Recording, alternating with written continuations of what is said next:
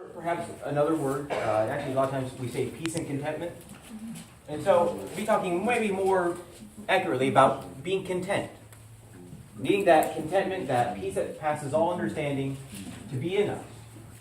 And how that leads to that place of encounter with God. But also, talking about Zacharias.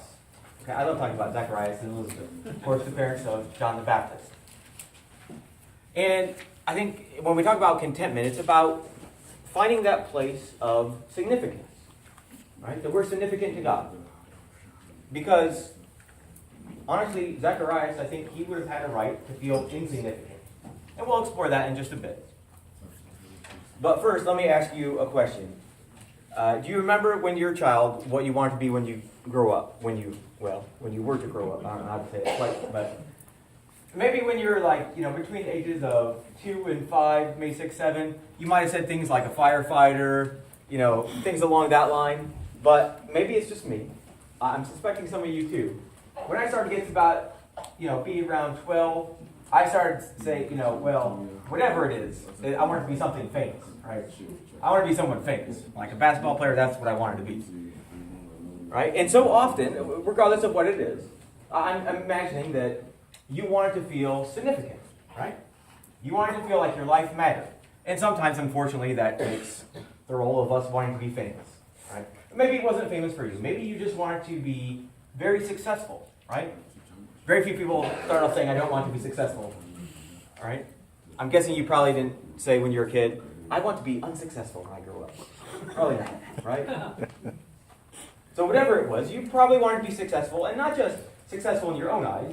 I'm guessing you had a desire to be viewed as being successful in the eyes of maybe your parents, maybe your siblings, maybe your friends, maybe just everybody, right? You just wanted to be seen as successful. It's understandable. And I think even when we look at high school, right, it's that huge competition on who's popular, right? Did you guys experience that in high school? Now, for me, I very quickly realized that wasn't what I really wanted in my life. But honestly, I had to combat that feeling within me. Okay? When I went to school in the morning in high school, I honestly remember praying to God, saying, God, I want to be focused on being pleasing to you, not on being cool or popular. I had to make a conscious decision every day. Because that pull to be popular was so strong, right? Doesn't feel good to be an outcast. Nobody likes that. And it's interesting, even, I don't want to change the mood too much, but in today's society with all the mass shootings, not in every case, but so often the shooters are acting out because they have this incredible need for, or this desire to be significant.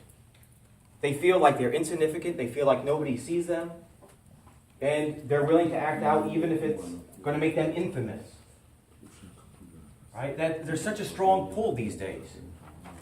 And it's stronger than ever, I think, because of social media. And so, when we talk about searching for significance, I want it to be clear. Searching for significance isn't wrong. The question is, where do we find our significance? Do we find it in the eyes of people? Or do we find it in the eyes of God? That's the question. Like, for instance, I know maybe a month ago or so now, I was preaching from Philippians chapter 4. Do you guys remember that? That famous verse, I can do all things through him who strengthens me. Seems like every single professional athlete knows that verse at least, right? May not know a single other verse, but they know that one. Now, I'm not going to knock on Christian athletes. Appreciate them. But at the same time, that verse doesn't mean that God's going to strengthen us to make all our dreams come true. Doesn't mean he's going to strengthen us so we can become a famous athlete that everybody idolizes, okay? It's not what that verse means. In fact, if we go just the 2 verses, it says very plainly what it means.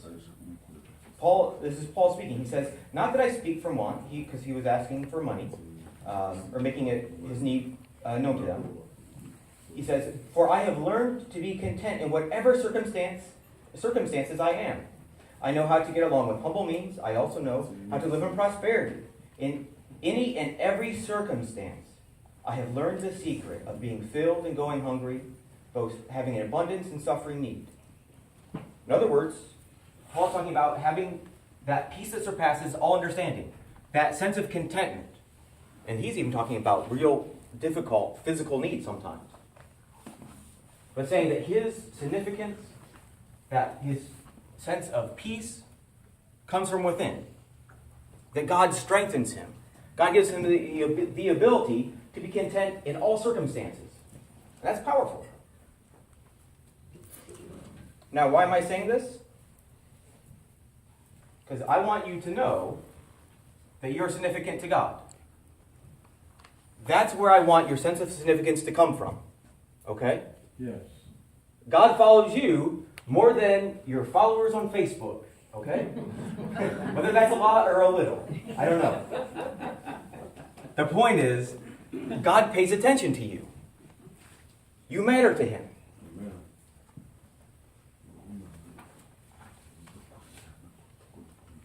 He knows when you get up. He knows when you go to bed. He knows everything in between, for better or worse. He knows that he still loves you, right? Even if it's for worse. He still loves you.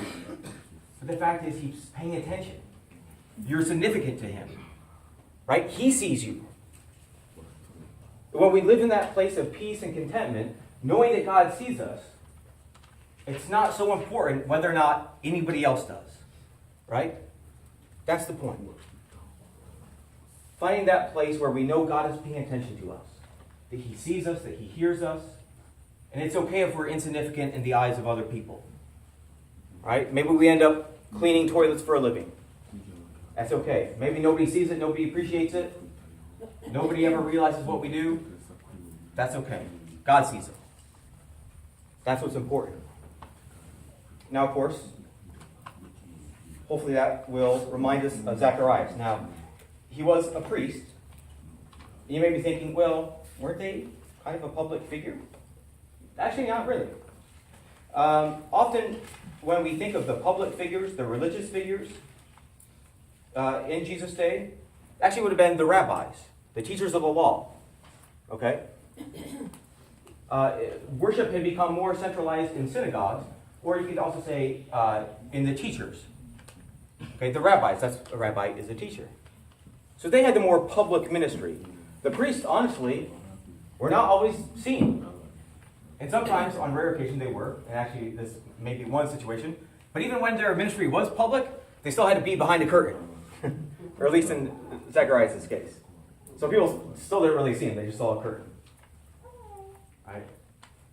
But also, as you know full well, Zacharias and Elizabeth were very old in age, and they had no children. Right? And in that culture, it was seen as a disgrace to have no children. They were seen as being cursed.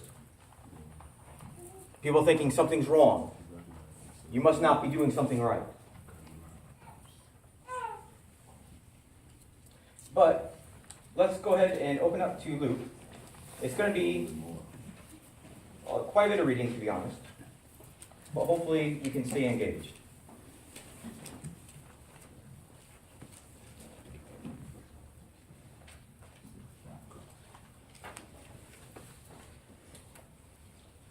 I'm going to start reading from verse 5.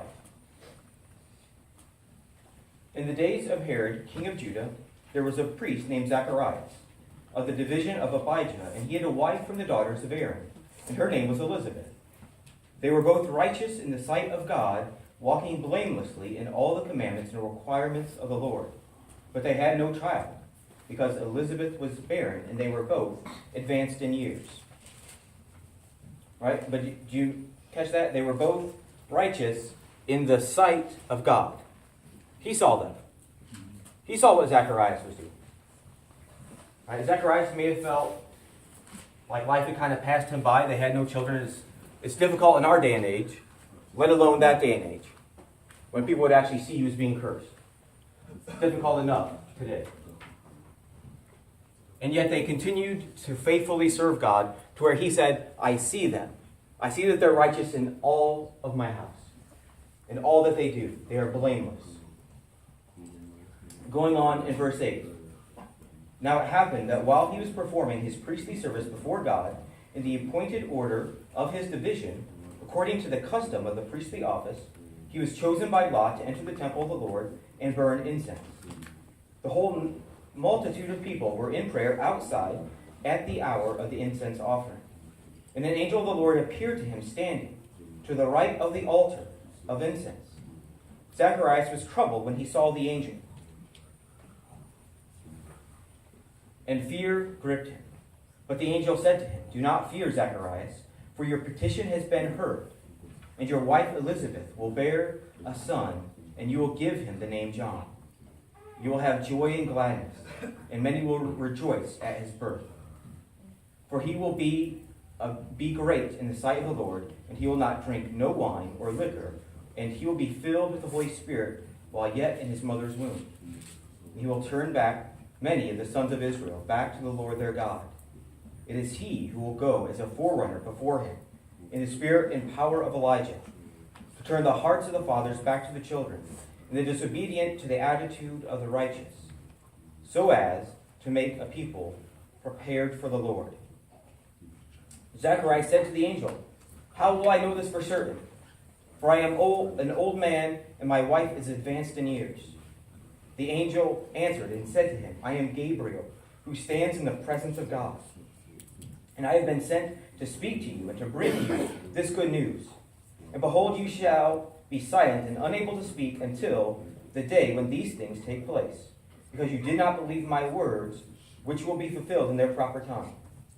The people were waiting for Zacharias and were wondering at his delay in the temple. But when he came out, he was unable to speak to them. And they realized that he had seen a vision in the temple. And he kept making signs to them and remained mute. When the days of his priestly service were ended, he went back home. After these days, Elizabeth, his wife, became pregnant. And she kept herself in seclusion for 5 months, saying, "This is the way the Lord has dealt with me in the days when he looked with favor upon me, to take away my disgrace among men." All right, God takes away their disgrace. But meaning that they lived with that disgrace their entire lives. It doesn't say exactly how old they are, but they're advanced in years. In other words, they had to wait. During Advent, I've been talking a lot about encountering God. In order for us to encounter God, we need to be content in him. We need to be finding our significance in him, to where we're not sidetracked by what other people think, other people's opinions. But in that, we also sometimes have to wait. There's not a guarantee that's going to happen quickly. Right? Zacharias and Elizabeth had to live with that feeling of insignificance in the eyes of others for years and years and years and years.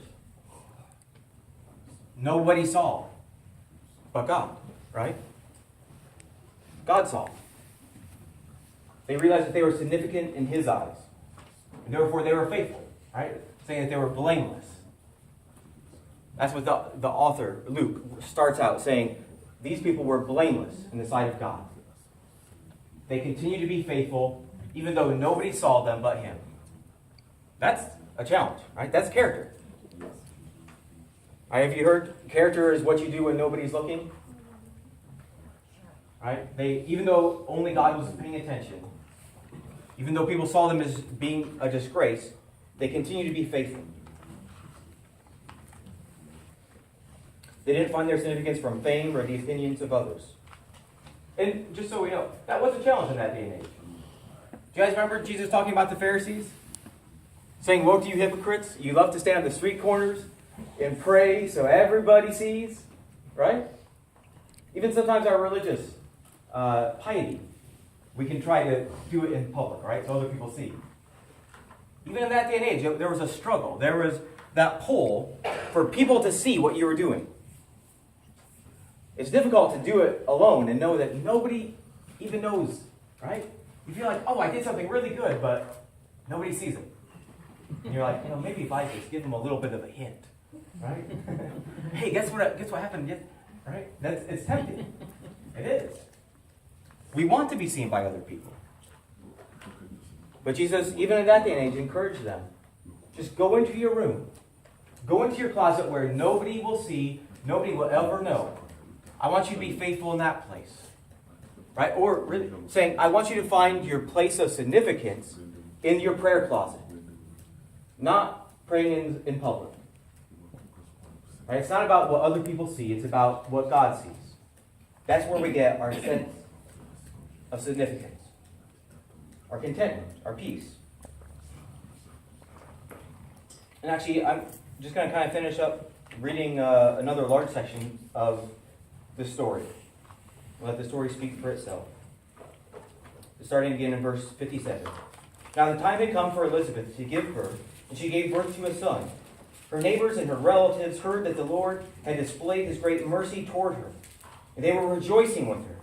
And it happened that on the 8th day they came to the circumcision of the child, and they were going to call him Zacharias, after his father.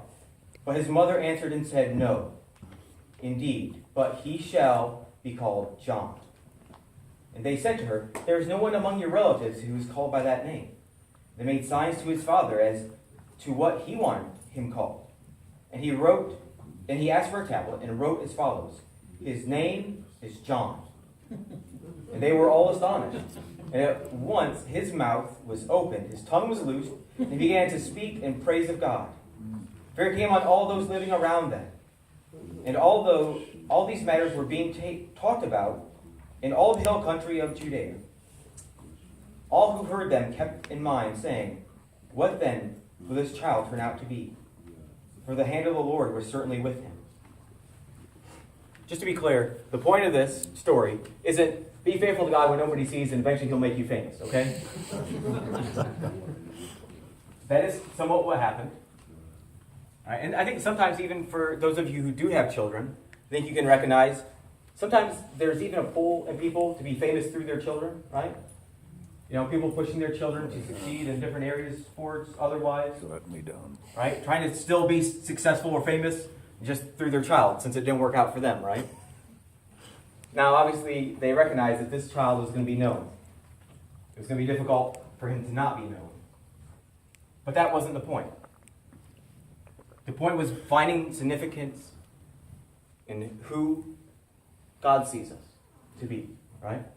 Because honestly, as we'll find out in just a little bit, John the Baptist lived his life out in the desert.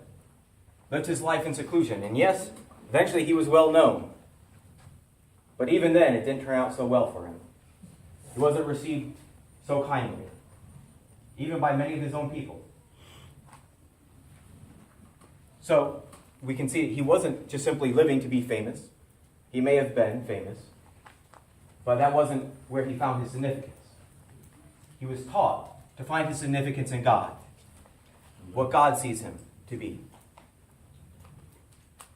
Right? At this point, Zacharias starts to prophesy in verse 67. And his father Zacharias was filled with the Holy Spirit and prophesied, saying, Blessed be the Lord God of Israel, for he has visited us, and has accomplished redemption for his people.